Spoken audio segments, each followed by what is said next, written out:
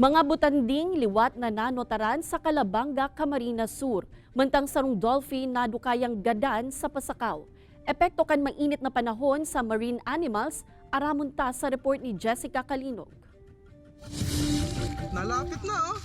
Nasa 8 mga butanding na harosin laba subuot kan baroto ang nahiling nin haranihan kan mga personahe kan Calabanga Fisheries Management Unit.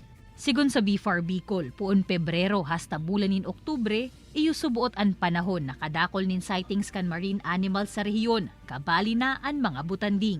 Kapag nakahiling ning mga araw kaini, marine mammals, let's give them the space that they need. Hayaan talang po sinda sa natural habitat nila.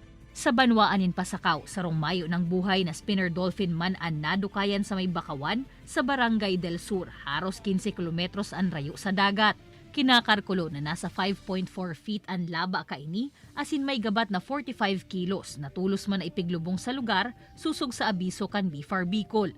Kapag warm ang weather it means warm din ang water sa ocean. It holds less oxygen. So kapag less ang oxygen, mas stress ang satuyang mga marine mammals, marine animals. So possibly kapag sobrang dainin na kinaya ito, then it could result to death or stranding.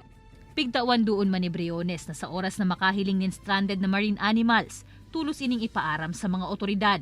Mahigot man na pigpapangalad kanli, ang pagdako, pagpabakal, pagbakal o pagkakan kan siring na marine animals.